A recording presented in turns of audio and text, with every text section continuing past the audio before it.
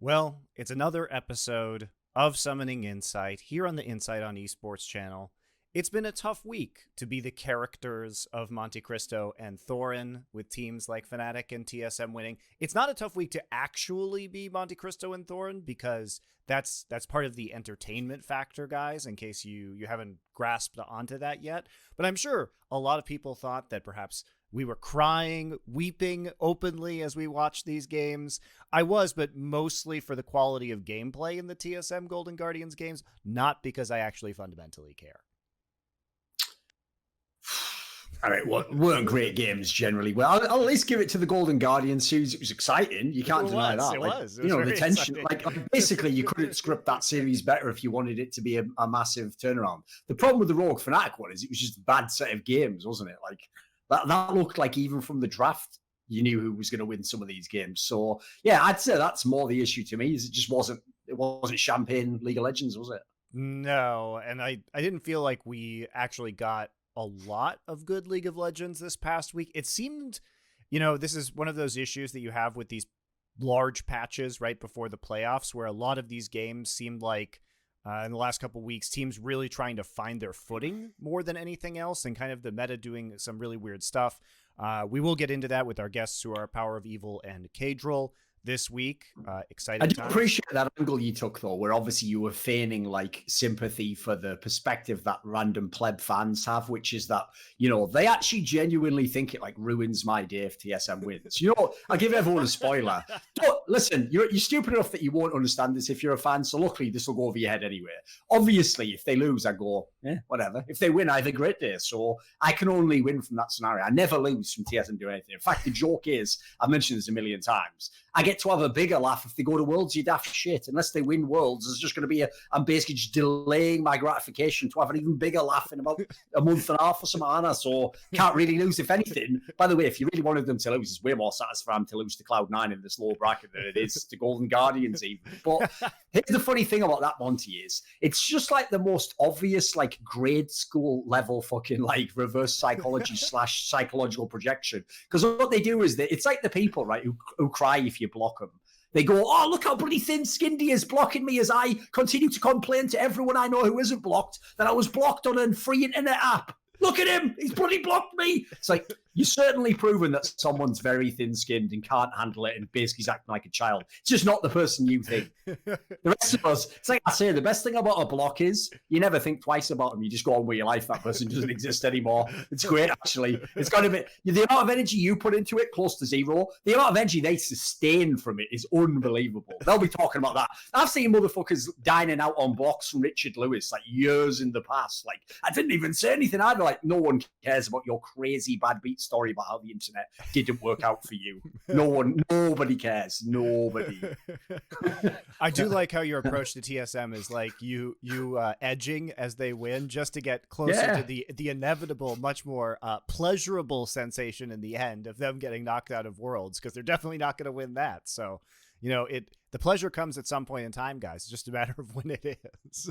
I also think people haven't realized, like, basically the point I was making there, which you've alluded to, is the stakes aren't the same for us. Like, if TSM loses now, okay, they're out. But they can also be out next week and still not get to Worlds. So I've got double the chances. Like, I essentially don't lose unless they beat someone really good, which they are a million miles from doing right now, by the way, guys. So, like, when that happens, you can laugh at me. Yeah, you know what? I don't think TSM could beat, like, I don't know, let's say Jing Dong Gaming in a best of 5. If they do that, by the way, I'll also, by the way, give them props. But let's put that aside, because obviously everyone pretends that part doesn't exist. Obviously, it'd be a joke on me, wouldn't it? The point is, right, TSM being like, TSM fans being like, we beat Golden Guardians from 2-0 down, Thorin. How'd you like that? You thought we were shit. It's like, are you listening to what you just said out loud there? Like, didn't everyone this year say Golden Guardians was going to be the worst team in the LC? What are you talking about? Like, how is this a win for you? It's not. You're the guy who just survived bullet 1 of Russian roulette, and you go,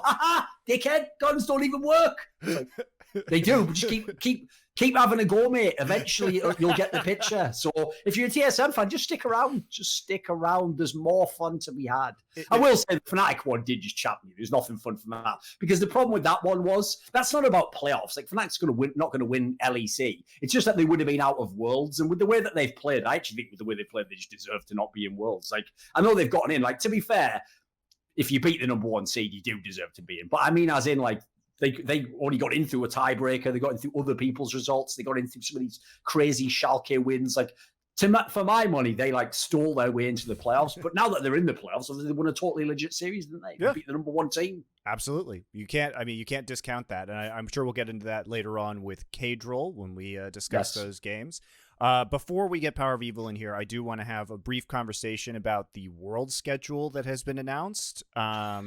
Let's pull up the usual fucking material here, because sadly I'm getting sick of this. It's like, I've made this point before. There's certain things in League of Legends I just won't do another video on, because it would be almost an identical video, but with just like Mad Lib style with a different year written in. So classic examples are, I'm not going to waste my time doing a video about all pro selections because it's the same shit every split. Well, Worlds, it's the same thing every single year, Monty. Every year. I was back in 2014 doing articles and stuff like, can we change the format? And it's like, they just don't listen. This is a shit format. It is shit. I know, because I come from CSGO where our best tournament has a shit format and it ruins the fucking World Championship. What you have is you have all these other good tournaments with great formats and seeding and everything, except in League of Legends, you don't get that, sadly. But then in CSGO, the big World Championship is a joke in comparison. In League of Legends, you just don't even get the real tournaments. Like, why would I want this format in 2020? Is this fun for everyone?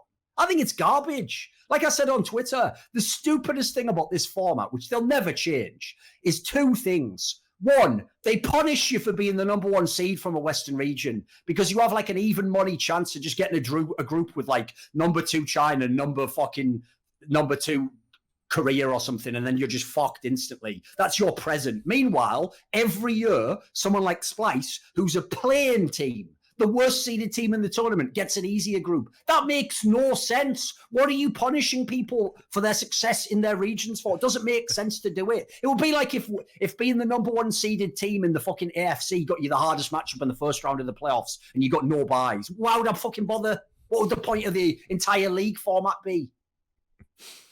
I mean, there's also the issue that best of ones aren't even played in LPL and LCK, and yet that is the barometer to getting into the bracket of the biggest tournament in the world, which is also super strange. And don't forget, by the way, if anyone doesn't know like the premise, here's another one I'll throw out there for you. So last tournament, because they were a playing team, Damwon Gaming were seeded below everyone from LMS, the number 2 teams from Europe and North. Like, that's ridiculous. That is ridiculous on the face of it. It's stupid. I think it's also like when we think about best of ones, it's not only testing a skill that isn't even practiced in 50% of the major regions in League of Legends, but it's also the fact that you have to play 3 opponents in very short succession, which is not replicated anywhere except for LEC Super Weeks this last year, right? So you're basically testing 2 skills, one of which is only done in 1 region and the other of which is only done in 50% of the regions. And for that to be the determining factor of who goes into the most prestigious tournament's playoff bracket is pretty wild to me. It's pretty wild. Also, what's the point? Like, why does fucking LCS playoffs last 4 weeks, take 8 out of the 10 teams, play a billion best of 5s, then you go to Worlds and a bunch of best of 1s to, like, how did you do in those 6 best of 1s? That's your whole fate right there. What's the point? Why does the format get worse the higher up the league you go? This makes no sense. I will say that I imagine that I think they probably will change formats for next year. Perhaps that's just me being optimistic. And I think that due to the pandemic, they probably were not able to do anything this year because it all has to finish within a very short time period. I mean, that's nonsense. Come on, mate. That's guess. They made up all the arbitrary rules that you're now taking as givens. Like, how long does Worlds last?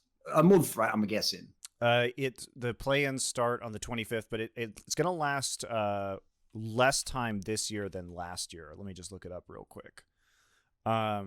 Yeah, last year it was October 2nd to November 11th, and this year it's the 25th. You could run 3 Worlds in that amount of time. They just choose not to.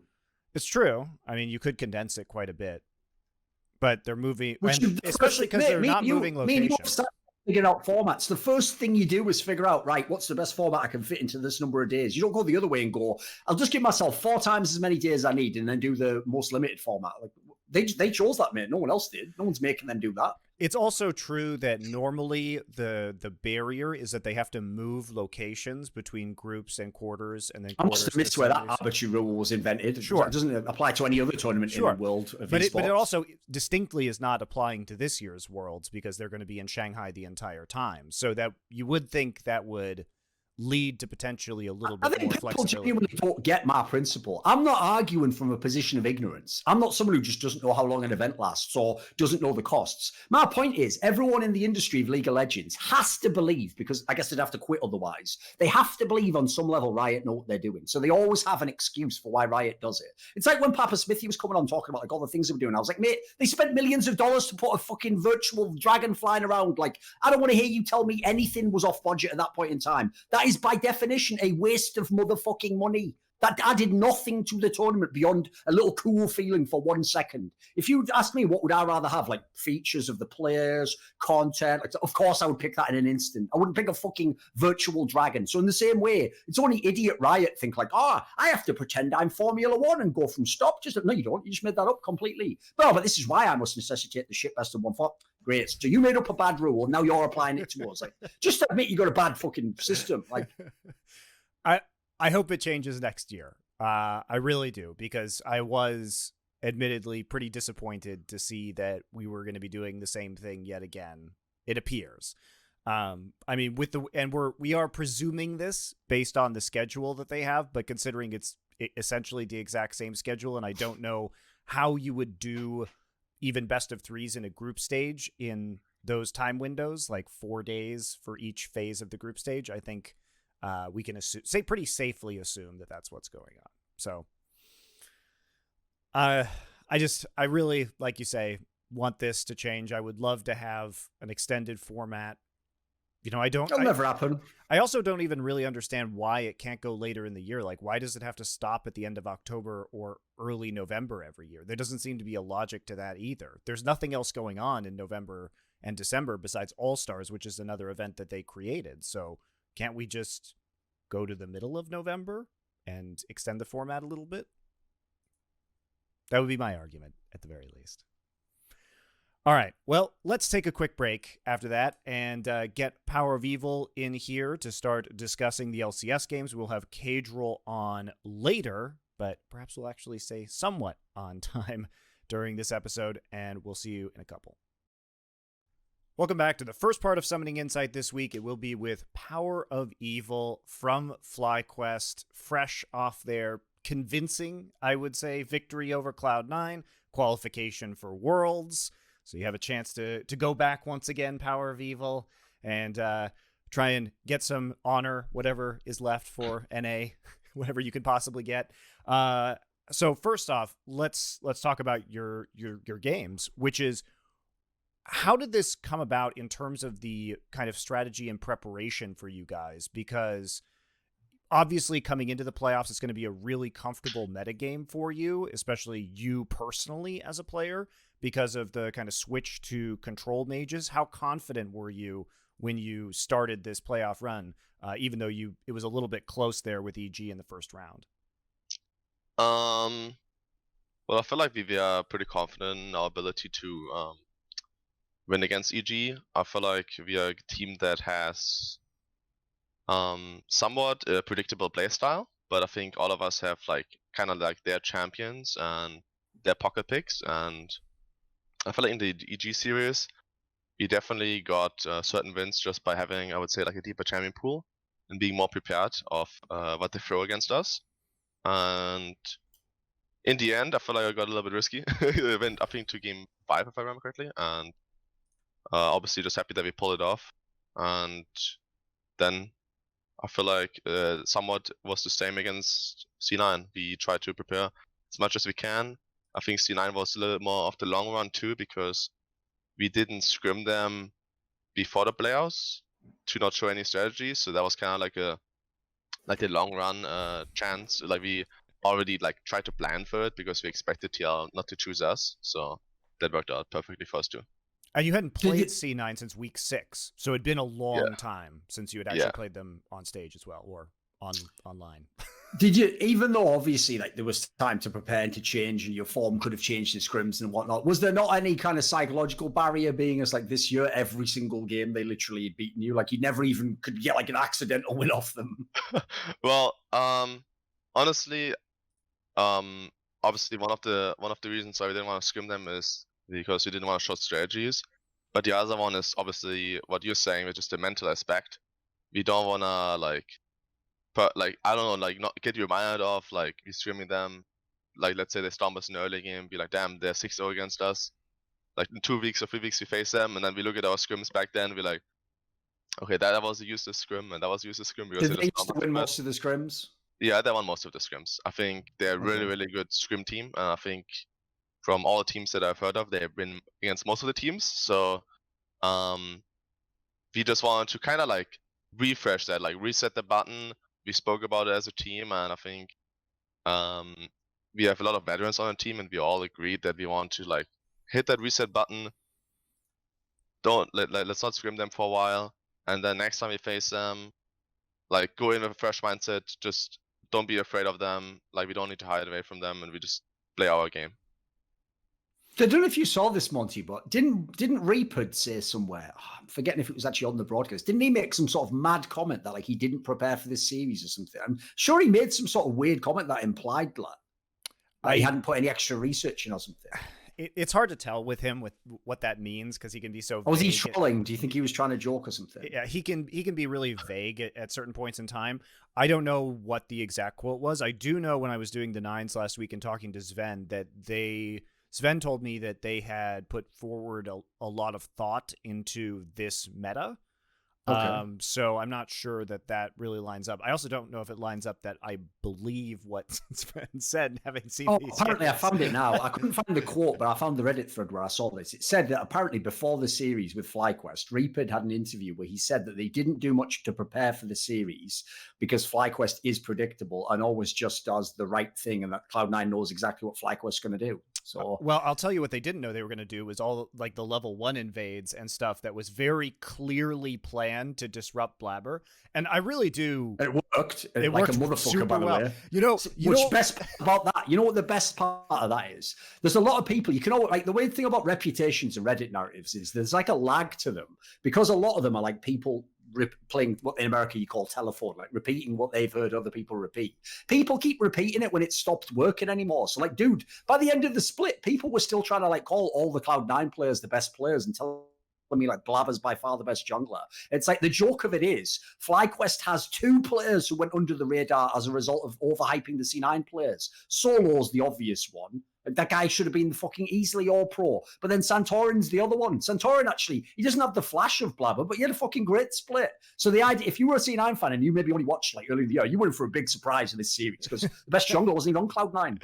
Well, I think too, what's so funny about, I was laughing so hard when you guys were doing this because this is one of those strategies that's it's not so much about the champion that Blabber was playing necessarily.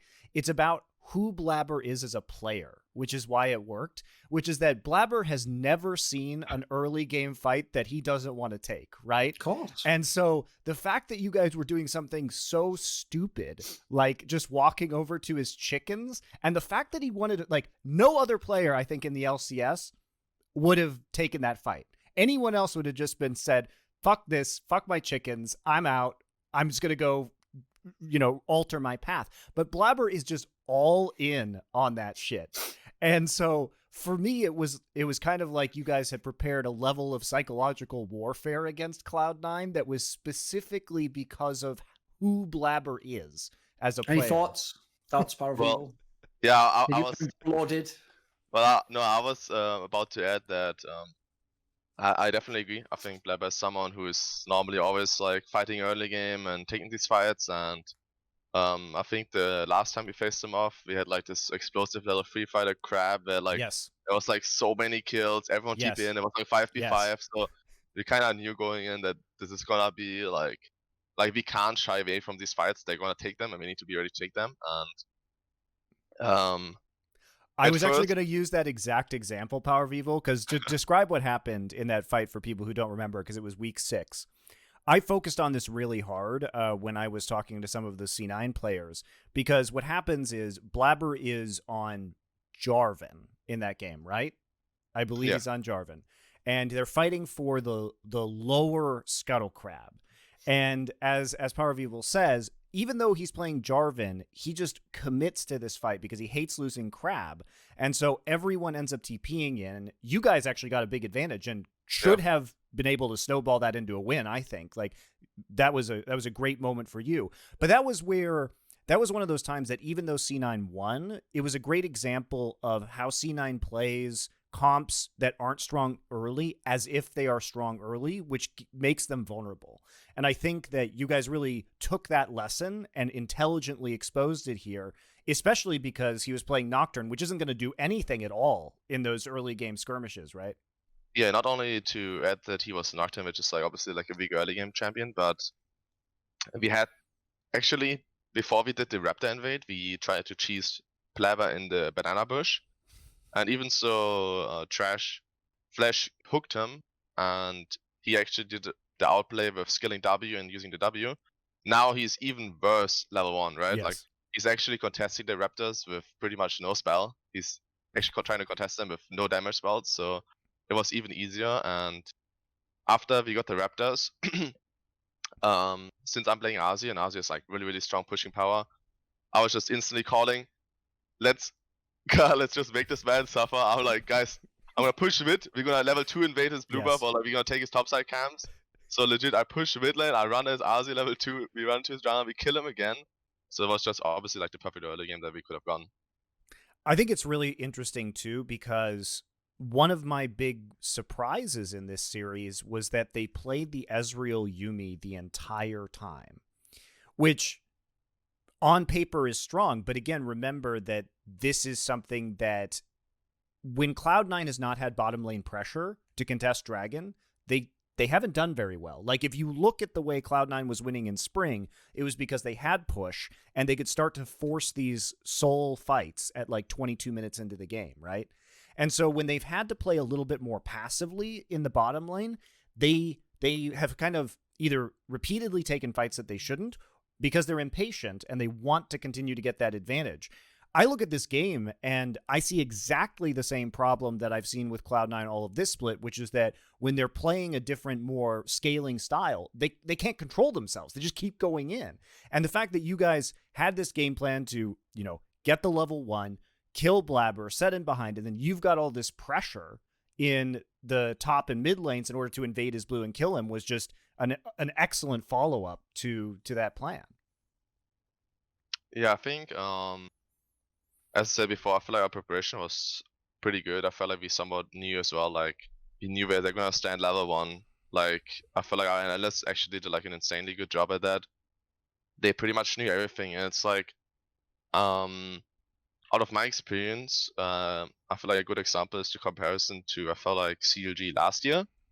I think level 1s, if I'm not mistaken, 16 out of 18 games in regular season, we are legit just 5-pointing, so everyone's just pressing S key at their lane and like defending. So it's like you never really get that early game advantage. You never really you always just play from an even state, which is fine. But against some teams, against some players, you can really abuse these early game invades, especially if you mix it up a few times. So I'm really happy that in FlyQuest we are doing that a little bit more, and we're kind of like we're just trying to adapt, to what each team is doing. I tell you what, as well, mate, that whole thing of Blabber and Niski, where when they were both on form, Cloud9 was unbeatable and no one could do it. Tell you what, when Blabber falls off, all those analysts and fans who were like, why did laners not just roam all the time and go with the jungle? Because this is what happens when it goes bad. It means Niski's not in the fucking series at all. Because guess what? He's giving up all his shit to go and help the guy who's dying. What do you want? This is where people don't realize it's all well and good at home talking about ideal League of Legends, but most teams aren't ideal. If you're in a team where you have no jungler, yeah, fuck it. I'm just going to stay and get all the CS I can. At least I can know I'm doing well in the game. That's the problem with the approach I think Cloud9's taken is what's happening to them now is what people were worried would happen at Worlds, which is if they couldn't get all those massive early game leads, what would happen to the team? And at the moment, they haven't even got to Worlds. It's fallen apart. It's looking really bad. Yeah, I feel like they're trying to now kind of find their identity again. I feel like they kind of lost it the second half of the summer split.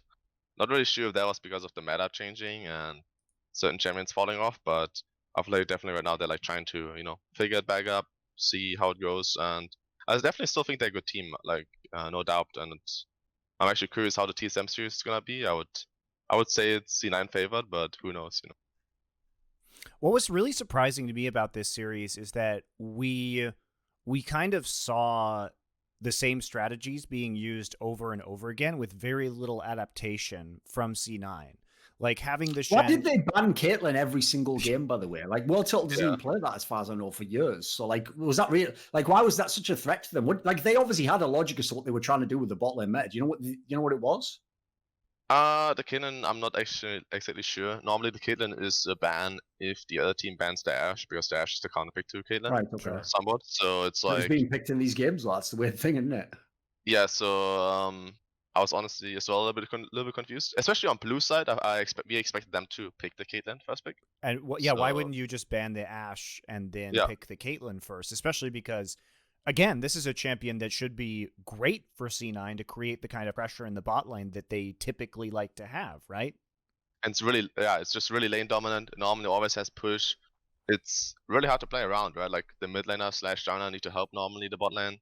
Against Caitlyn a lot, you need to like get ganks onto them or like cheese ganks. So it's like Caitlyn definitely I expected to be picked in the series, but it was actually just banned all the time.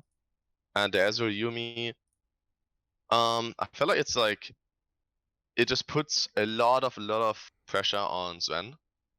It pretty much I felt like most of the games it really felt like they're legit like throwing everything on Sven. They're like, it's your job to carry us kinda in that sense. So I think in the second game, obviously he managed to do that, and we kind of ran it down. So that was a bit unlucky. But this Ezreal Yumi thing is just obviously really slow, and we really like this kind of like roaming style, like fast support style. Yeah. So we're trying to get leads somewhere else, and it kind of just fits our style. I feel like. Well, it's like getting the lane. It's really interesting to me because when I think about you guys and I think about your strengths, I would never pick a passive bot lane into you because Ignar is just going to play hook champs and then wander around the map and kill people. Or by the way, the problem with that is you're now triggering me because I'm now thinking of that moment when Blabber went in on Lee Sin onto the Rakan. It's like there's an example of where I told you this guy, if he was on a bottom team, he would int like a motherfucker. Because he really thinks these are all good players. It's not that he's doing what people think, which is calculating, and he's going like, but with my team and my follow-up, like we'd probably win. And he's not doing any of that. He's just going, yeah, this is fun. Let's go for it. It's better to have fun than not have fun. He kind of reminds me in that way of Bumper from Overwatch League, but that's a very interesting. No, it's the same logic because people always used to say the same thing. Oh, it's because his team's built around him that way. It's like he would have done that no matter what. He just likes to go in. Like, this is something that it's actually something that I think a lot of fans don't understand. It actually kind of ties into a topic that relates to PowerofEvil, where when people always say like, why do pros like? Oh, it's a big thing LS does. It's like, why do pros build the wrong item? It's like because they're playing a game, mate. Most of them aren't actually doing it like work. They're not trying to be the most efficient guy with the perfect. They're just playing a game, and so what they all tell you it's for feel. Like they just think for fun. Like, oh, I feel like I'll do more damage if I have this. They don't stop and think. Actually, that's right. Yeah, they don't really have healing on. Like they don't do any of that shit. So in Counter-Strike, Lurpus nailed this years ago, and people used to say he was wrong because he was talking about top professional players that were making loads of money. He used to say, right, even if the meta in Counter-Strike was that you shouldn't do what are called force buys, where you buy like you just spend the money even if you've barely got any money, but you buy like pistols that are quite good at killing people and you go for like super risky players basically. He said people will do that even when it no longer mathematically makes sense, and he was 100% right. And the reason why is because everyone wants to have fun. So even in minor moments in the game, it's more fun to go for a fight than it is to back off and try and find a better one. Like there's too many pros can get drawn into that world easily, I think. And to me, Blabber's a perfect example of it. Because actually, it's why I think personally he has a massive burden playing on that team because he has to instantly be at the best level. He hasn't got time to ramp up. If he was playing on a bad team, it would be like closer. He'd have some games he'd carry, so we'd go, oh, the potential's great. And then if he lost the game, you'd go, it's all right. It's his first year as a starter. He's not a proper player. Yeah, it's fine. But he has to already be the best. So he's got a tough road ahead of him in this team, in my opinion. Like, I tell you what, everyone in Cloud9 who was loving when Svenskeren left. Svenskeren has no low like Blabber does. I tell you right now, Cloud9 fans. I'm not saying Svenskeren's better, but I tell you what, his lows is way more in the middle. Well, way more in the middle. I would also say in this particular meta, especially since Svenskeren is very strong on the Graves, that since Svenskeren is probably a better jungler at this point in time for this metagame, right? Which is another reason why I think Santorin has been doing so well in these playoffs, is that he and Svenskeren have somewhat similar styles of play. What do you think of the jungle mix that we're talking about here, PowerofEvil? How do you see him? I feel like when the meta was like really like this like snowbally jungles with like Kindred, I remember. Like Blabber would like solo carry the games Lee Sin as well. And then I think it changed a little bit to like Volibear and Set and these like tanky junglers. And I think at this point, I think Santorin, Svenskeren, I feel like even closer, like I feel like these tank players rose up a little bit more and like did just, I would say, like a better job, because it's not really about like these flashy plays, it's more about this calculated play style and knowing exactly when to go in with the team. I think it's kind of like obviously as well like team synergy, right? It's like your mages or your teammates need to be ready to follow up when you tank damage, and not like you go in and then like everyone is really fast. So I think it requires a lot of team synergy that less than like individual skill. So it requires like just like other like assets of skill, and I think normally these ones come by time and by playing a lot and by having experience. So I would say like Santorin obviously is like doing a great job at this current meta and plays pretty much all the champions that are needed and required. I've got a question for you though. When people say that, and obviously like that's going to sound like a diss to say that you're predictable or whatever, but what they really mean is, like, I think Reap had phrased it best. What he really means is that you play like a set style, but it's because for you guys is the optimal style. So in that sense, like, it's logical that it'd be predictable. But the one area where I feel like it's actually a weird topic is people are obviously going to look at Ignar and say, well, he's not at all predictable. He plays this like wacky style and goes for plays. But I have a question about that. It's like, how do you actually rein him in within your team? Do you try at all? Because to me, he's like a blabber of fucking support, mate. He also just goes for everything. Like, he's never seen a fucking engage he doesn't like, a hook chat he doesn't like, everything. He's another press Q religion motherfucker. So come on, give me some thoughts on this guy, because it's different from your style of play, certainly. But you've obviously partnered with him so many times over the years. Ignar is probably, with Philly saying, actually the two best supports I've ever played with. I think they both are somewhat similar, where they're like, obviously like sometimes they run like they have like this like bad engage and they just lose you the fight. But more often than not, they actually just solo win you the fight with the engage, and they always have the IO to engage, and they have the comms to back up the engage. Obviously like the playstyle is really important too. Like you need to have like this like guy who plays like Leona, Alistair, these champions. So I would say I had like a lot of supports who enjoyed Enchanter supports like Lux, Nami, Soraka, like these champions, and I had supporter who played like Trash, I don't know, Leona, Alistair. And out of my experience, the supports who play Leona, Alistair, and Trash are normally way better, because they just have the eye to engage. And as a mid laner in general, if I have the ability to just burst on the guy who's getting engaged on, yes, and there's no pressure on me, it's 10 times easier than if I'm the guy who's legit like permanently like, okay, this guy's gonna go on me in any second, and the only thing I'm gonna get is like a 200 like Lulu shield, and I need to like outplay this engage and then flash it. It's just way more pressure on you, and it's very easy to play the other way around. And I think Ignar sometimes goes for a little bit too much, or like I would say like for more than he can chew off, but it's as well that maybe he's used to doing less. I think in Misfits, I would say there was like a little more comms as well from Max Lore. I think from other people, like I would say like engage, there would other people would engage more and help him a little bit more out. I think right now there's a lot of like responsibility on him, and a lot of times he's like pretty much our primary engage and nearly never the secondary. So that's why sometimes even in the Nautilus game against C9, sometimes you see him like run it in, and it's like too much, you know. See, my mistake here, Monty, was asking the fucking mid laner if he likes having 2 junglers in the game. He's like, yeah, I actually he's playing the role of Scott. Also asking the control mage guy if he likes to have an engager so that he can burst them, considering he doesn't play any of the engage mids or anything like that. Yeah, I mean, he's loving it. He's loving every second of it. It's like asking the guy. It's like asking the guy who already has the 5 wives, like, should we have polygamy? He's like, yeah, I think it's working out. Actually, it's pretty good. Instead of the guy with none. Too funny. So when you look, I've got a question for you. Wait a second. Here's the real question, PowerofEvil, right? Is I actually, to be fair, I will give credit. There were some analysts I know already were predicting you would beat Cloud9. Actually, I know Cloud9 was obviously in bad form at the end of the split, etc., etc. But actually making it as far as you have now and qualifying for Worlds, realistically, that is the most people thought was possible. Like coming into the playoffs, in fact, nobody even had you guys as a chance to win. They thought, if it's not Cloud9, maybe it's Team Liquid, maybe as an outside chance at someone like TSM, but that's about it, right? Now, realistically, you beat Cloud9. Are you going to win LCS? You think it's doable? I think for sure we have like a good shot. I think the next best of 5 against TL is, honestly, I wouldn't say easier. They actually had like a 3-0 against GGS. I thought this was gonna be way closer.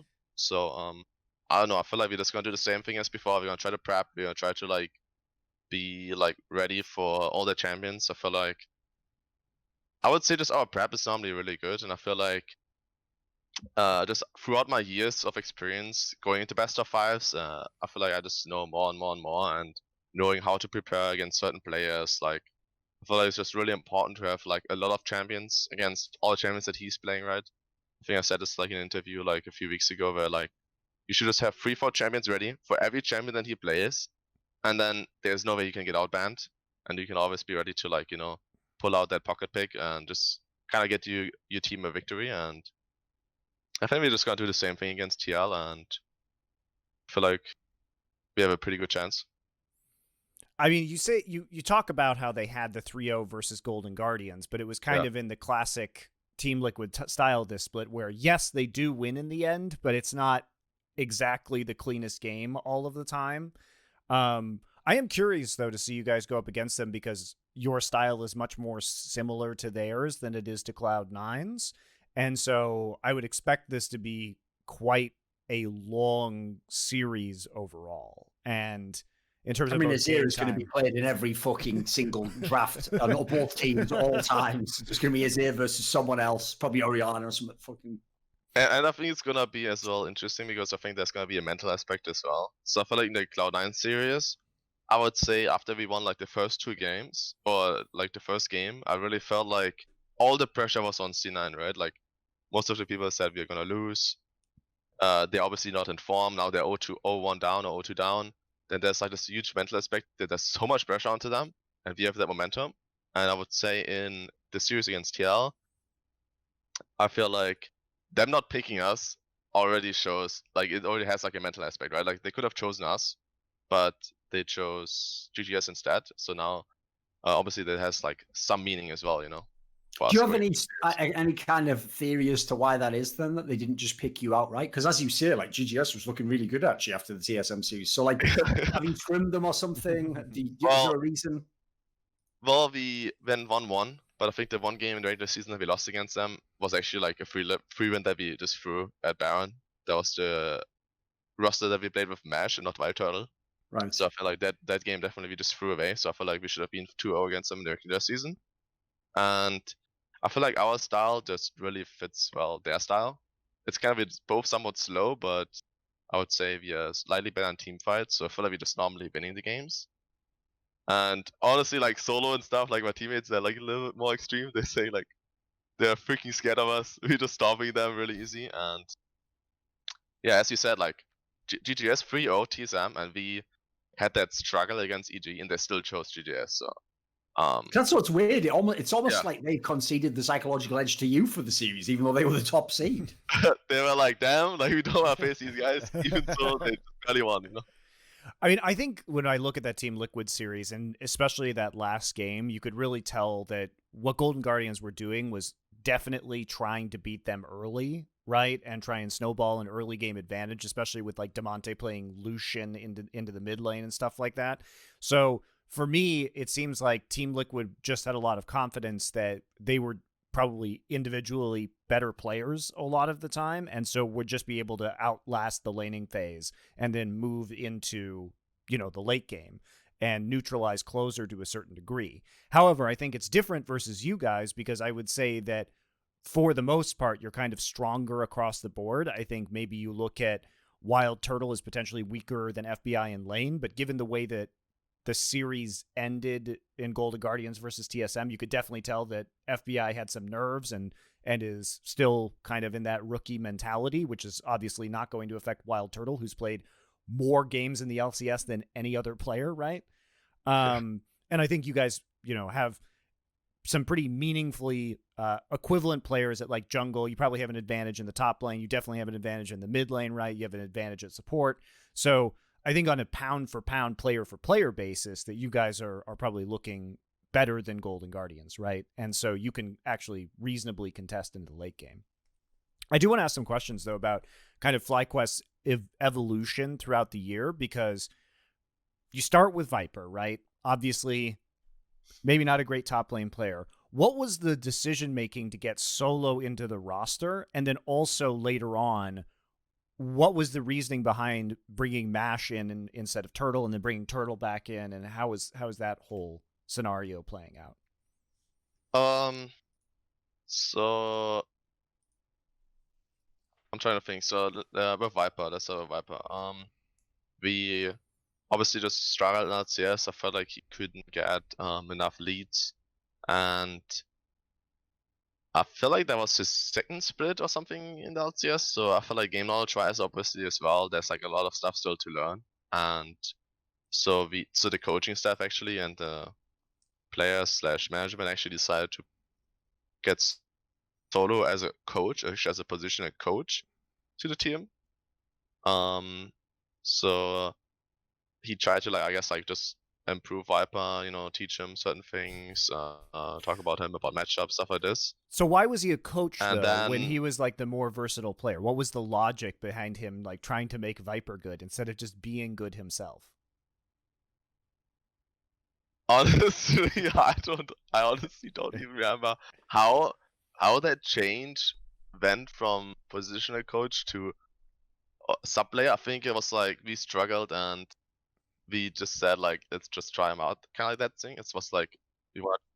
Thing is, when he's the positional coach, that makes it sound like the meme. Like he was just going, just get the fuck out of the way. I'll do it myself. Like, what's your setting? Like, F the flash. Like, and he just kept playing and was winning the script. Like, to me, obviously, that's not what happened, but it almost sounds like that. Yeah, I think it was just kind of like the slow process. It was just like a slow process. Like we would keep like not succeeding enough, and then we were just like, let's try it out. Let's just try it out, see how it goes, and then I think we put him in the middle of a series too, if I remember correctly. Like we put him in the middle of a series.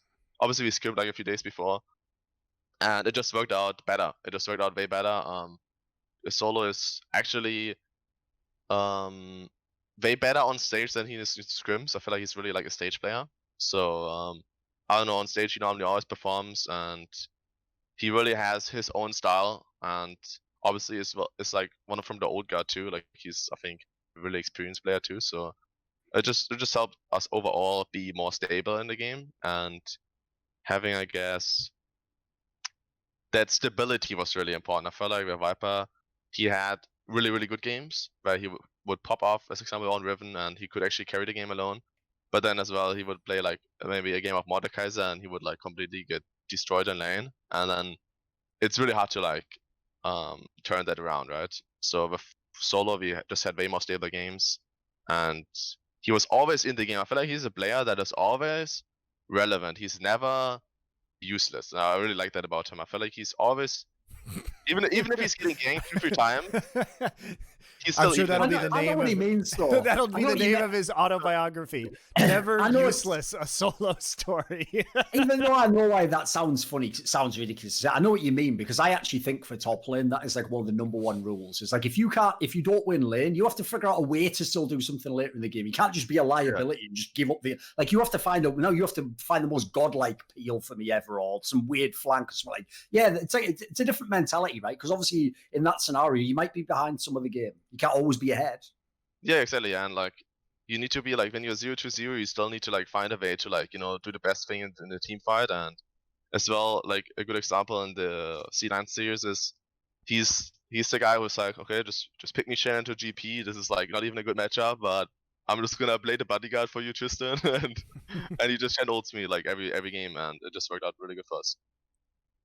I think it's fascinating because it's very rare that you would see a player of Solo's age and Solo's experience come in and, as Thorin was talking about earlier, certainly deserving of being all pro, like top 3, I think, within the LCS this split. And so what do you think it is about him as a player that suddenly activated him in this way? Because he was just such a non-factor before, and due to his like age, it seemed like he would never be in this form ever, right? So I remember when I was playing against him in Aquafox, I remember he would solo carry games on GP, and he was like kind of like for them to win a game, he needed to kind of like 1v9 the game. So that's all I remember honestly about him. So like I feel like he had these outstanding performances, but it just seemed like he never really had the chance to shine, and he never really had like the team maybe to make it work. And I feel like now in FlyQuest he's really like enabled in a sense, and I think he really is motivated too. Like I feel like, I don't know if you guys saw his reaction when we qualified for Worlds, but he was just really happy. Like he was just really emotional.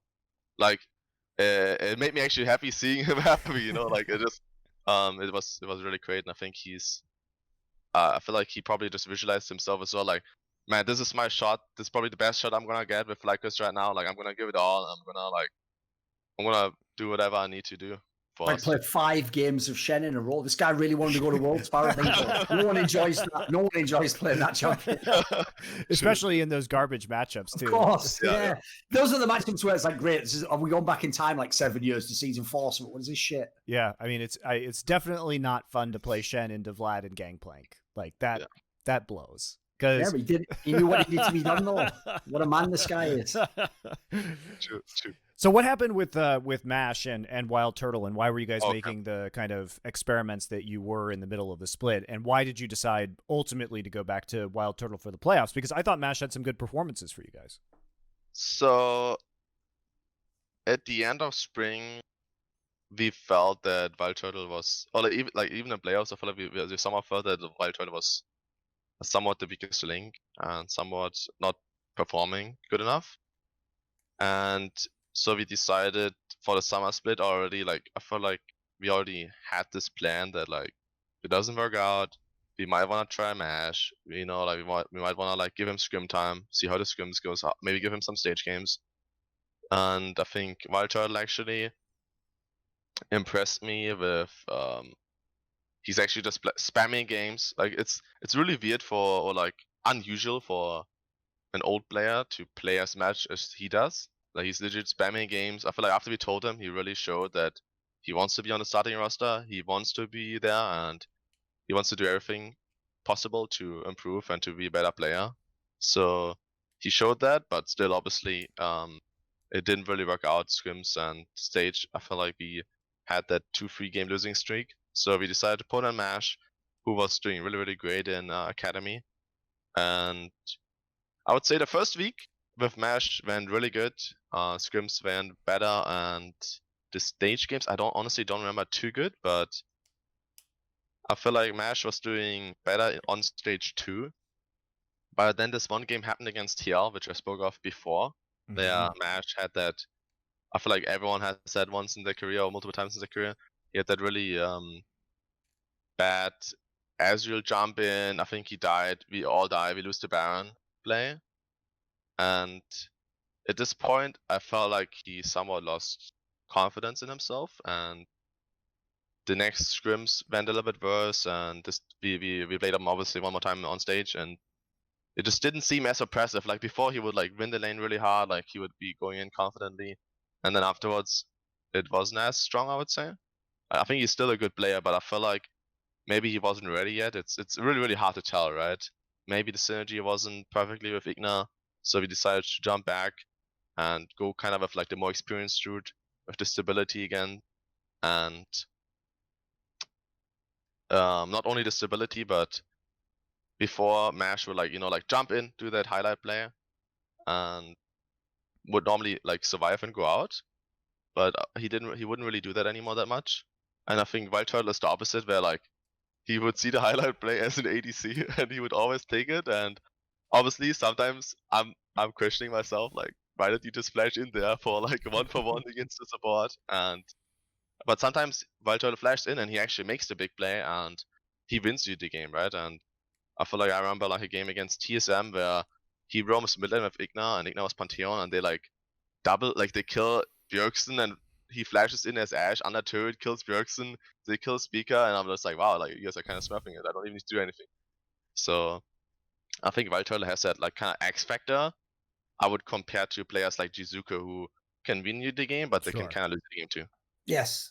Mate, I'd love to make a team right now. Be like Jizuka mid lane, Blabber jungle. Who am I going with? Whippo top lane, maybe carry WildTurtle, and then like Ignar Ignar support, yeah. And it's called Team We Go In. That's the name of the team. We Go In. The WGI. coin flippers. And I guarantee you, we do go in. You can bet. Here's the thing though. Luckily, you know, literally at level 1 whether we're going to win the game or not. Because we either like literally like sweep them at level 1 or just 3 of us die and then we're fucked in all our lanes. But you know, I never said it'd win PowerofEvil. I just want to make it for the sake of, you know, your own entertainment. A lot of bloodbaths. Yeah, sure. It's like a circus approach. I'm purposely trying to make it ridiculous. So when we were talking earlier about the plans, and then coach Dylan Falco, just because he'd be sat there on the sidelines tearing his out, like, what the fuck are you doing? Like, because I consider him the most like by the numbers coach, you know, he's like the most boring style. So I just like him to be just losing his shit the whole time. LS might be pretty funny in that too, because you know they would be playing all those Sinner champs all the sinners, time. Yes, all of them. So when you talk about the preparation, who is doing that on FlyQuest for you guys that you think is, so shout out to your coaching staff. So is Curry leading that, or how does that work when you guys are getting ready for these matches? Also, the draft I feel like is mainly by Curry, David, and the players. Mm-hmm. I feel like we are doing that all like somewhat pretty much together. Since we're veterans, I feel like we have a lot of experience and we're bringing a lot of thoughts into it, and a lot of obviously as well experience of like the past, what certain players are most likely gonna hop into if certain champions are banned out. You know, you're kind of like trying to lead them into certain picks as well, stuff like that. And about the level 1s and what the enemy team, like I would say patterns are, what our patterns should be. This is mainly by our analyst Joseph, and I think he's doing an insane job at that. Just kind of giving us that quick. It's like a quick presentation, like it's really short, but it's perfect. I don't know. It's really hard because I had analysts before where we had like really long meetings and really long presentations, and it's hard to like get all the stuff into the player right before the game, right? Like to remember everything, and I felt like it needs to be like short, precise, and just good. And I felt like Joseph is doing a good job at that. I have a question for both of you on that one, right? As a general approach, what do you think about trying to do like gamble risky level 1s in that sense? Because I've always wondered in League of Legends about teams that do it, because obviously, even if you're the favorite, if you get way ahead at the beginning, yeah, it's going to be an easier game. But I've always wondered, because if I actually consider myself the better team, and I thought generally I have the better players, and in fact the draft even I've got a pretty I'd be more tempted to just err on the side of safety and, like you said, just go to the lanes and just don't risk anything and just play the game. Like, what's your philosophy on it personally? I think it's kind of like a percentage game at this point, I feel like. So if we have the better early game, and our prediction is that it's going to be an 80-20 fight for us, so like there's an 80% chance that we're going to win the fight, then I would probably say let's go for it, because it's more likely that we win than they win, obviously. But obviously we already had situations where, let's say it's like a 70-30 fight for us, but we're just like, guys, we don't need to take that one because we will just outscale them and just win the game automatically, so we don't take it. So I think it depends on who you face, like how willing are you to take it, and like how good is the enemy team, and how high is the chance that you can beat them, you know? I think for me, it's mostly an issue. It's psychological warfare, honestly. Like, I think that the advantages that you can gain from it, from a psychological factor, are pretty intense. And if I look at the game where we did see that excellent level 1, in game one between FlyQuest and Cloud9, I think if you're FlyQuest, you're trying to take into consideration the following things. So you see the Nocturne in the jungle, you've got the Lilia, you know that you're going to have a lot more control early, especially with a Thresh and the slows provided by the Ashe. So if you're looking at a bot side invade, then you're pretty confident that you're going to be able to take that one. And you're not also going to mess up your levels on abilities too much because of the champs that you have, and the abilities you would take at level 1 anyway are often some CC abilities, right? So I think you look at that and you say, okay, well, what happens if we go in? Now, really what Cloud9 is doing is that they're scaling with this composition.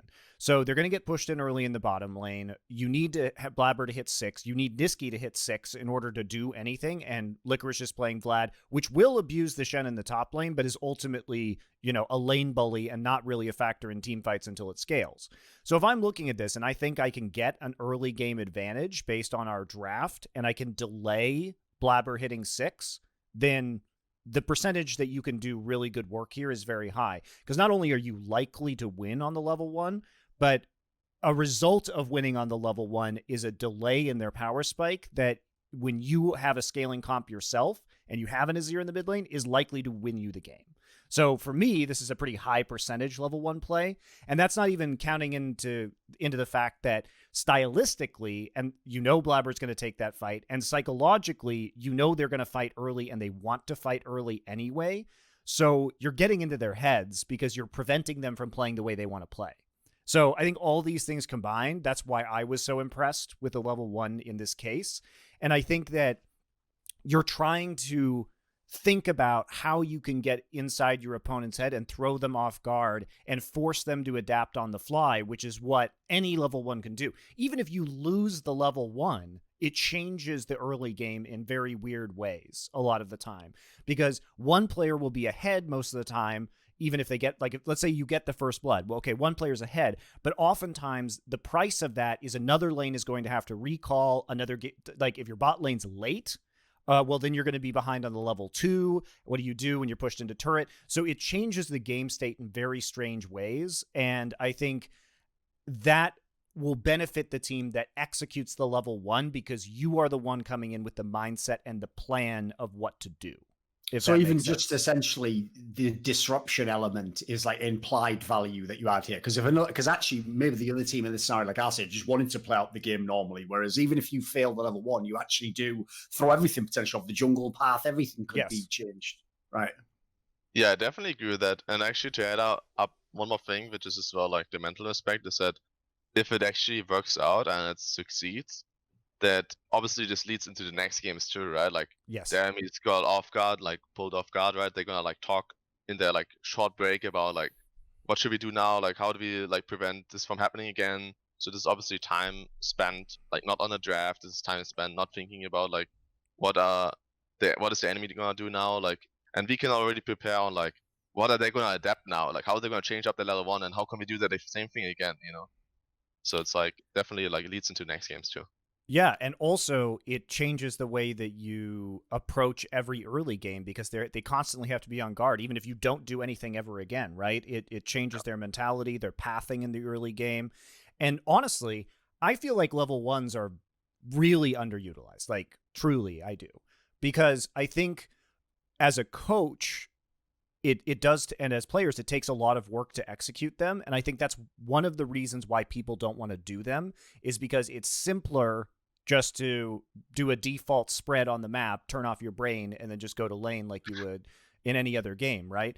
But I think that the extra work is often super rewarded, as we saw in not only the Cloud9 series, but I think the G2 Mad Lions series as well this past weekend, where we saw some interesting like super early ganks or super early fights.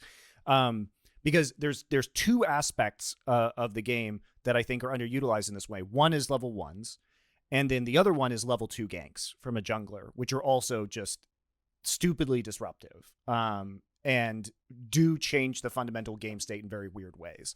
And so we saw that in the G2 Mad Lions game. And I would like, and it's not surprising that we're seeing these in playoffs, because these are the times where you actually have more energy and time to prepare for these kind of plays. But I would like to see more of them overall. And I think they're great and really fun to watch. So let's talk about some of the other teams. How about TSM? How about them TSMs coming back on the reverse sweep versus Golden Guardians? I think a testament to a lot of their veteran players over the course of this series. Some of the Golden Guardians players definitely helped in some of those latter games as well, Monty. They got the fucking assist for that one. Like, the inexperience started to show when they were under pressure. That's true. That's definitely true. Surprising that Zilean would come through in that final game, especially because I didn't feel like TSM had a very good composition to activate. That's why I want to ask PowerofEvil about this, actually, because the problem I have with that whole topic, whenever people bring up, Bjergsen Zilean, it's like, I want to know what it's being played with. Like, there's plenty of comps. Someone else has to carry that game. Dude, I've even seen him in some of these games. I've seen him pick Zilean sometimes when it was a terrible comp and he couldn't do anything in the game. So what do you think? Because obviously there's a guy you've played many times. He's pulled out a number of times. What do you think of the way he used it in this one, though? So obviously, like, Zilean is champion that enables like certain champions really, really well. And I feel like the game they played, or he played it in, what was the AD carry again? Ashe. Okay, yeah. So I really felt like it was Ashe, Renekton, Nidalee, and Bard. So here's the thing: like, you have to be able to resurrect somebody useful. You can resurrect a turd, but it's still a turd, right? I think the first thing I look at as a mid laner is the mid jungle combo. That's the first thing I would look at, and they're playing Zilean Nidalee. Honestly, that sounds really, really bad in my opinion. I agree with whatever champion I am playing, a mid lane against that, I can rush mercs and I will win the 2v2s. Normally, I don't really need to like now name any champion, but I feel like most jungle champions now can just win this 2v2 since both of us just buy like 1-0 magic and now we are like so much more tanky against them. I mean, that's the first thing. I feel like the combo itself doesn't sound that strong. And then afterwards, I look at like, what can Zilean do? Like, who can he ult? Who can he annoy? So one really, really good thing that Zilean could do in this game is prevent the volley bear engage. So every time the volley bear just runs at you, you just slow him down and he's kind of like disabled. So that was definitely one of the good things I saw in that game. Or the cannon flanks as well. Or the cannon flanks, yeah. But you don't really have a prime target to ult on. Like, the Ashe is fine, but Ashe is such a low range champion that in my opinion, she's not the hyper carry in that game, since if you look at the enemy comp, they have a Syndra, they had the Kalista Trash, so like the Trash is always, that he will always be in flay range, there's a high chance he will hit the hook on you, he can legit, like the Kalista can throw the Trash into you. I think it's gonna be so hard for Ashe to ever carry fights if Syndra, like, I feel like if the GGS series, like if the GGS team just plays like okay, not even that good, like they can will always be able to get the flash ult on the Ashe, in my opinion. Like, she should be never out of range to not get engaged on. So the Zilean seemed really, really hard. And if you actually look at the game specifically, I remember a situation where Bjergsen on bot lane is flashing, GLPing onto the Syndra to make something happen. And that, in my opinion, like shows some desperation that the Zilean needs to flash GLP to actually make something happen in the game. And like try to get like a play off, just shows that like it wasn't like that insane. And honestly, if I think about the game, it was just this crazy back and forth. And in my opinion, GGS should have won it. Yes, they got the Dragon Soul. They stole that Baron with Syndra. Like, they had every single opportunity to win this game, and they like, to the degree that even they were gifted that Baron as well and still couldn't close it out. And people are bagging on FBI despite having a very good playoffs overall. Yeah. And I think it's understandable that nerves got to him in his first. Yeah, he's never been in that scenario before, of course. Yeah. But he was also not the reason why. I mean, he was the final reason they lost that game. But what reasons like 10 seconds before that? Like, what the fuck was Monte doing for a start off? If I were him, I'd do the Bjergsen turn to Monte. Like, the fuck were you doing? How I see it is that, like, while he was obviously now in the very end, the reason they lost is like he was the reason they were in this game the entire time. He went for it. Yeah, he actually had the balls. Even on that play, he was going for it to try and win the game. Fair play. Like he was like 4-0-5 or something, like pretty much solo carrying these fights with who he. I I didn't really understand the Ken pick that well. I think the pick Ken last or something, so that really would annoy me as a mid laner, because now enemy team just buys all mercs and stuff like this. So I didn't really understand that, but yeah, just generally, like, I feel like FBI was playing like a really, really good series, and it was more, I would say, like on the other guys to step it up than for him. I won't even lie. When I saw this draft, I didn't, because at the time I won't explain why, but none of your business. I was busy. I was watching the game though, but the problem was I would have done like a spicy tweet for Game 5 when I saw the draft, because, like, first of all, I'm loving it when Bjergsen locks Cillian. I know in NA somehow he fucking wins these games, but as we're saying, like, what he's basically saying then is someone else is going to carry this game. Well, if you've seen TSM, this split, perfect. If you're a TSM here, you want him on some shit like that. And then secondly, when Spicker locks in the NA in Italy, of all times in Game 5, I would have, like, it was like people when they used to say about buying Bitcoin. Like, I thought it was a sure thing. I was like, brilliant. This game's over. Spica did have a very strong Nidalee game. Yeah, pretty decent game, actually. Yeah, respect. Remember, people have never made this work. Even Closer hasn't made this work in NA. So fair play. That was actually not a bad game. Like, actually, I'll even say that about Spicker. I still don't think he's good, but he's not like a non-stop liability every game like he was when he first came in the team. Like, I still don't think he's a very good player. Like, I don't think how they can keep him to next year, but he actually has been vaguely decent once they've been in this low bracket now. Yeah, I definitely think that Spica's Nidalee is pretty good. Like, I feel like I like really, really strong performances on it. I feel like if I look at Spica, like, the only really, really bad thing I feel like is that he's losing way too many 50-50s in my opinion. Like, I remember when we played against them, I remember we stole like a dragon away. I stole a dragon away. I stole like a baron away. That series, there was a baron stolen away by Syndra. Like, I think I don't know if that counts by experience or something or nerves, but I think he's just losing too many objectives. Like, that is obviously as well risky since TSM is taking a lot of these 50-50s, but if I compare that to like players like Xmithy, I don't know, man, or like even Centurion, I feel like these guys, like, you just go into this fight, and you know your jungler's gonna get that, like, your jungler's gonna jump in there, gonna get it, and then you're gonna win the fight. I don't know. I will also say that I was a bit surprised by the way that Golden Guardians played this series, especially the Echo game. Because I'd love your thoughts on this, because Echo has been considered like an Azir counterpick, but we haven't seen it much. I've heard that too many times now, Monty. Yeah. I only watch official games, not scrims. So, like, people have got to stop telling me that, because I've never seen it in full play. So at least not an LCS, put that way. My problem with this pick is that the logic of the Echo getting ahead has to be that the split push on the Echo is going to be effective at some point in the game, that the Echo's advantage will translate into split push pressure that is then going to be able to win you a game of League of Legends. And I think split push is just so shit right now that I don't see the purpose of picking this champion when I don't think that, even if you do absolutely dumpster the Azir, I'm not sure that actually translates into a game win. Yeah, personally, I played the Azir side way more often, but obviously I tried to echo into the Azir too.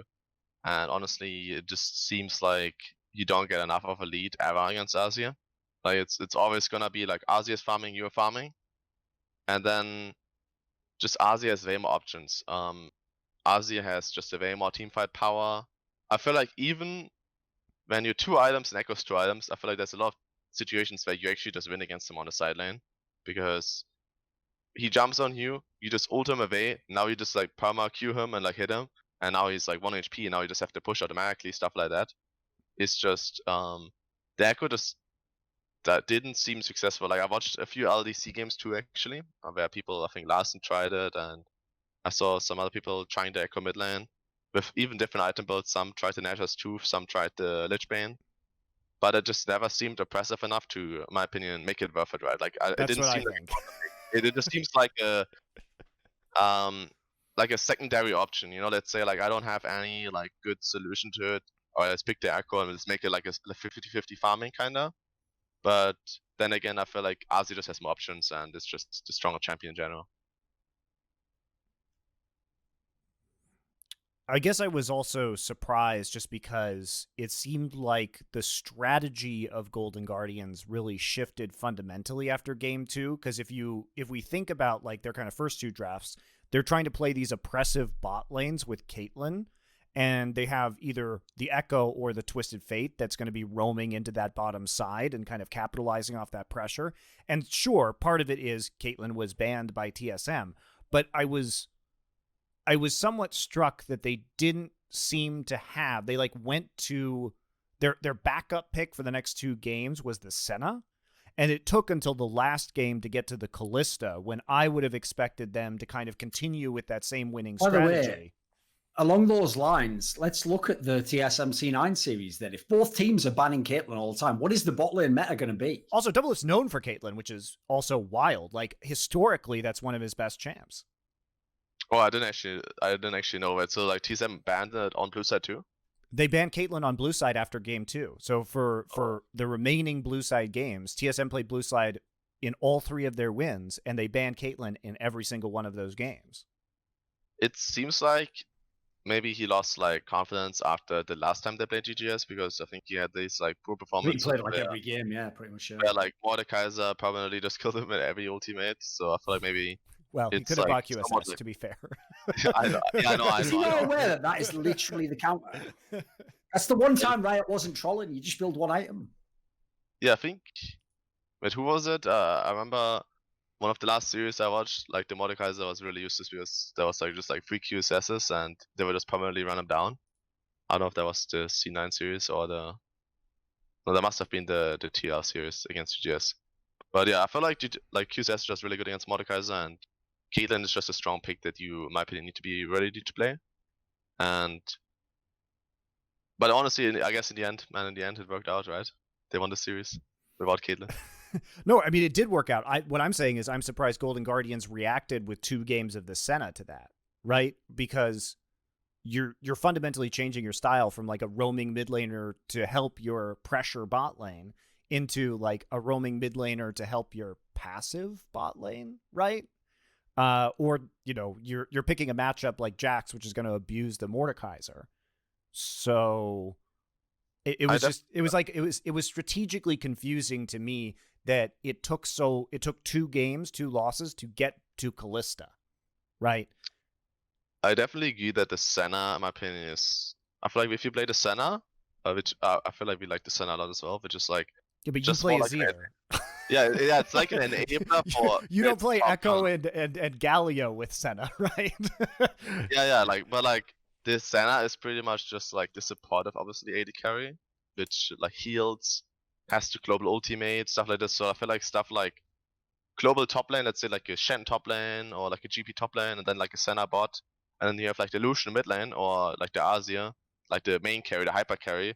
I feel these are like compositions that are really good, you know, where like they can support the teammates and they can kind of just sit back. And I feel like the times when you see Senna being really, really oppressive is when she can just like slowly scale up, be that secondary threat. Not like she doesn't need to be the one like jumping in or like going really far up, but she can always just be the one that counter engages and just permanently hits the front line. I feel that's the times when I see like the Senna just like really pop off and like destroy games solo. By the way, if you want a really dark timeline, bear in mind, I agree with PowerofEvil. Like, if you look at how the 2 teams have played in the playoffs, it would have seemed like a joke at the beginning of the playoffs that TSM could beat Cloud9.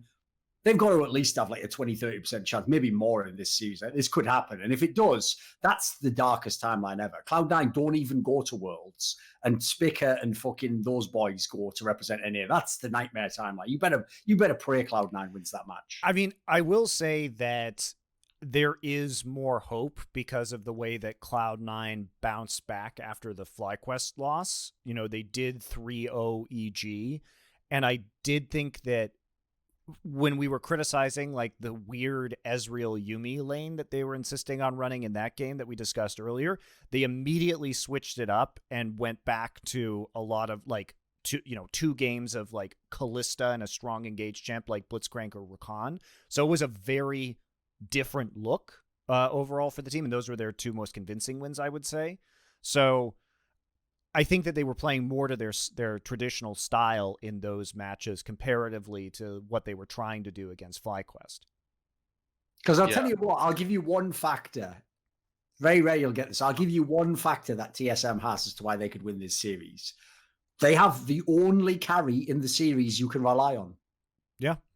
Bjergsen is the only player right now of both That's teams that I would rely on to win his lane, have the right wins if he gets his right picks, and if he is fair to carry the game. That's one of the things about Cloud9 I found really disturbing. They've won games, but who's playing really well in their team? Like, it's hard to pick someone. I mean, even you would say Sven historically over the course of this year, but as you say, even some of the picks didn't give him the resources to win the game, though, mate. Well, it's also that in the FlyQuest game, he was actually losing them games sometimes. Like he face checked that brush versus you guys, and you just blew him up and won the game, right? Like that was So I would suspect. say like I would say that while he had obviously like he would like get randomly caught or something in our games, that as I mentioned before, I feel like they put all the pressure on him, right? Like, yes, in the Azure Yuumi games, it's like he has the Yuumi. I think I don't remember like what he had mid lane, but I think mid lane was behind, so it's pretty much like he needs to pull out the damage. He needs to legit like dodge everything. It's like the situation that I mentioned before as well. Like he has the support, where like the enchanter. So we engaged on him. He needs to outplay that. He needs to do damage for like this entire team, and then he can win the game, right? And there's just like so much pressure on him that I feel like it's really unreasonable and not a good draft. Like, and also you're being an asshole and playing Malzahar, so you can just lock him down for free, right? True. You just click on him and that's it. Yeah. Pretty much. So pretty much, but I think like I did see a pretty distinct swap between Cloud9 styles between the FlyQuest and the EG series, which gives me like a certain degree of hope. But I think it's a good thing you point out, Thorin, which is the Caitlyn being banned on blue side by both C9 and TSM is disturbing. It's an omen for the fucking series, isn't it? It's not a good sign. They got a week to get that Caitlyn shit together for sure. Yeah, I would say I feel like the biggest thing as well is like for me, if I look at the series coming up, that if I'm C9, while I feel like you should go into the series obviously confident, and like I feel like if I would say like if I was C9, I would be like, yo guys, like we got this, like we would win the game. Like I don't think TSM is that strong. It's like as well that like if you look at the past, right, like you had the 17-1 string split, easy finals, you 3-0 the finals, then you have the summer split 9-0, and now it goes downhill. Now there's so much pressure. I feel like all eyes on legit are on you. If you lose this series, like I feel like the whole region is in shock. Like honestly, like I feel like the whole region will be in shock, and you're gonna probably question yourself as well, like what went wrong, you know? I mean, So, I'm just in shock generally. I'm just in shock generally that both Cloud9 and Mad Lions, like the teams that looked so capable of making worlds at the start of this year, are now both on the ropes, right? Like yeah, so I think the first game will matter a lot mentally. So I think if C9 wins the first game, I think they're gonna be like, I would say like more relaxed, more in like the driver's seat. But I think if they lose the first game, it's gonna be really, really on them, I think, mentally. Even if they like, you know, you can always say like, you know, let's just take it one game at a time. I mean, the first game will sometimes just matters a lot. So let's Speaking do. Of experience. Yeah, that's true. Let's do predictions then to round out your time here on the show. You still confident that you can win this? Like, so who? Let's start with the TSM C9 match. Who are you taking in that series? I would say, I would definitely say Cloud9. I would say they have like an 80% chance. I'm just trying to think if it was 3-1. I would say 3-1. And if they win the first game, 3-0. But let's just stick with the 3-1 prediction. I think C9 is going to take it 3-1. I think that's probably my prediction as well. I'm going to go the same, yeah. Do you think that there's a chance that C9 still wins the split? Like, do you think they've learned enough from playing you after seeing the EG games that they can come back and kind of play more their style in order to win things? Yeah, I would definitely not count them out. I think going into the lower bracket and then making it all the way gives you that confidence too. Like you're on a momentum, you like played a lot of games, right? You showed strategy, but it really sticks on you. Like, guys, we beat that team, we beat that team, we beat that team, and now we're back here, and then you kind of have that like revenge feeling, like, you know, you just want to pay them back. So I wouldn't count them out. I think they definitely still have a chance to win it all. And you taking yourselves versus Team Liquid? You feel it's pretty even matchup?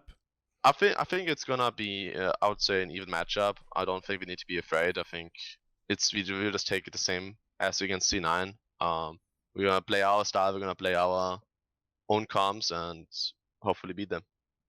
Excellent. That's great. I'll take Team Liquid 3-1 once. Just being honest. Listen, you already did pretty well. You top 3 guaranteed. Just take care of business. Kick out Cloud9 later and come second. You, all right. you did your job. You're already going to Worlds. You go. You know, Exactly. that's the big prize anyway. What would the fun be in finally winning a split? It's better to just always upset the big dogs and then just come second or whatever, right? Like the rest of your career. Honestly, at this point, I kind of want to win a split. I was too often at finals, or just at finals and then like losing 2-3, 0-3. So hopefully this time. Also, actually, like I said, dude, you've had like the upset in the playoffs so many times, but then you just never win the splits. Like you always make the final off the massive upset. Like that Fnatic one years ago was epic when you were in Misfits. The TSM one this split. Last split rather, spring split. Yeah, I'm always the one. Then in the end, they get confetti in the face. But maybe this time. Obviously, Unicorns love. How can I leave that out? I know my old friend, not anymore, Forgiven. He never shut the fuck up about that for about 3 years, mate. So don't worry, you did damage to him. True. All right. Well, thanks for joining us, PowerofEvil. Thank you very much. Appreciate it. We are going to come back in just a minute with Caedrel to talk about LEC. So stick around.